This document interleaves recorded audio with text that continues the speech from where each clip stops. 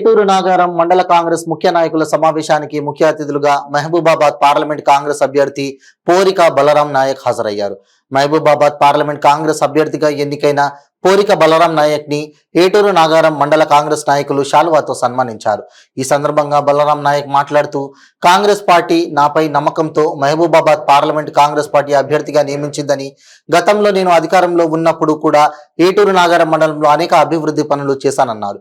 ఇప్పుడు కూడా నన్ను మీరు పార్లమెంట్ అభ్యర్థిగా గెలిపించడం కోసం నాయకులు కార్యకర్తలు కష్టపడాలని, అదేవిధంగా ఏటూరు నాగారం మండల ప్రజలు నన్ను ఆశీర్వదించి గెలిపించి పార్లమెంటుకు పంపించాలని, ఏటూరు నాగారం మహబూబాబాద్ ఎంతో అభివృద్ధి చేసి చూపిస్తానని ఈ సమావేశంలో మీ అందరికీ మనస్ఫూర్తిగా తెలియజేస్తున్నానని అన్నారు. ఈ కార్యక్రమంలో జిల్లా నాయకులు, బ్లాక్ నాయకులు, మండల నాయకులు, గ్రామ నాయకులు, మహిళా నాయకులు, యువజన నాయకులు, అనుబంధ సంఘాల నాయకులు, కార్యకర్తలు తదితరులు పాల్గొన్నారు.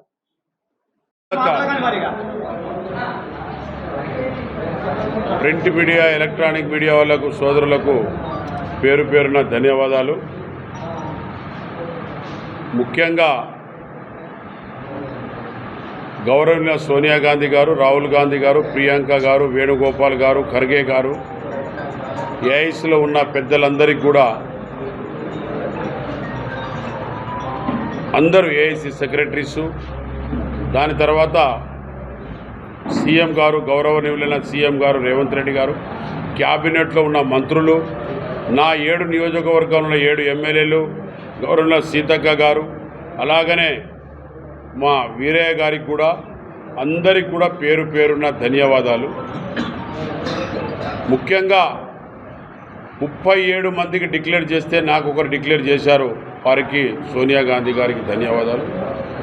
అలాగనే 4 డిక్లేర్ చేస్తే నాకు ఒకరికి ఇచ్చారు రేవంత్ రెడ్డి గారు, గౌరవనీయుల ముఖ్యమంత్రి గారు, వారికి నాకు మరోసారి వారికి ధన్యవాదాలు. దాని తర్వాత నా నియోజకవర్గం ప్రజలు, నా నియోజకవర్గం కార్యకర్తలు, ఇవాళ ఏటూరు నాగారంలో ప్రెస్ మీట్ నుంచి చెప్తున్నాను, నా ప్రతి ఒక్క కార్యకర్త, అభిమానులు, ప్రతి ఒక్క ఓటర్లకు వారికి పేరు పేరున్న ధన్యవాదాలు. ముఖ్యంగా నేను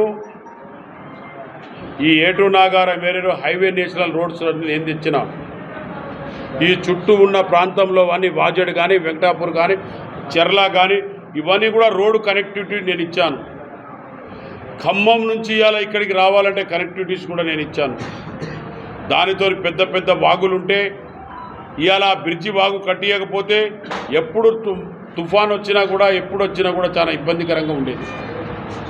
అలాంటిది ఇవాళ బ్రిడ్జి కట్టించి ఇవాళ ఛత్తీస్గఢ్ కానీ, ఒరిస్సా వాళ్ళు కానీ, మధ్యప్రదేశ్ వాళ్ళు కానీ ఇవాళ రహదారులు సౌకర్యంగా పెరిగినాయి.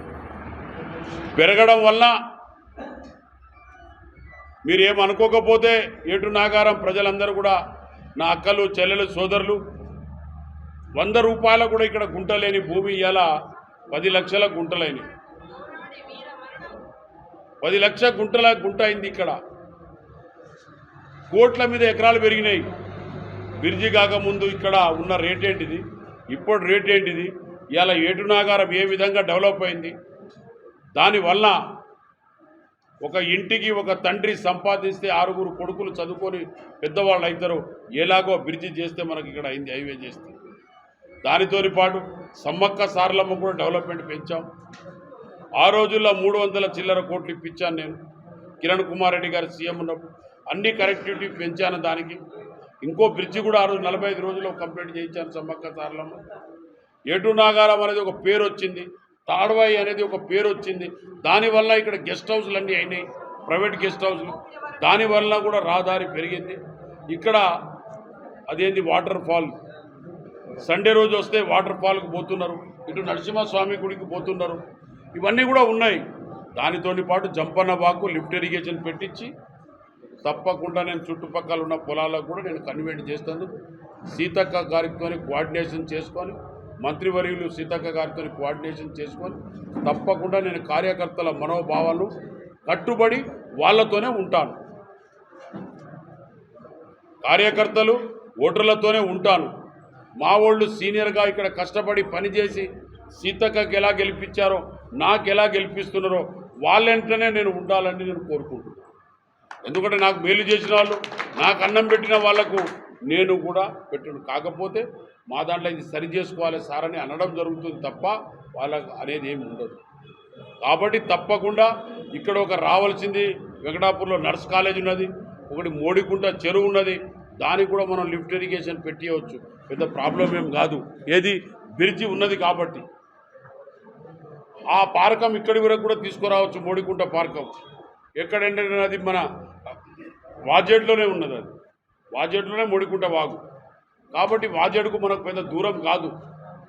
అంటే అవతల ఒడ్డు కూడా మనం నీళ్లు తీసుకురావడానికి అవకాశాలు ఉన్నాయి, 90% అవకాశాలు ఉన్నాయి. రేపు మోడికుంట వాగు వచ్చేసిన తర్వాత నీకు వాజేడు వెంకటాపూర్కు చాలా సౌకర్యాలు ఉంటాయి. మిర్చికి కానీ వరికి కానీ ఇవాళ ఉన్న పొలం మోడికుంట వాగు ఎట్లా సర్వే చేసి మీరు ఇప్పటికి కూడా కొనుక్కుంటే మంచిది. అక్కడ రాబోయే కాలంలో మోడికుంట వాగు 2000 కోట్లు శాంక్షన్ అయి ఉన్నాయి.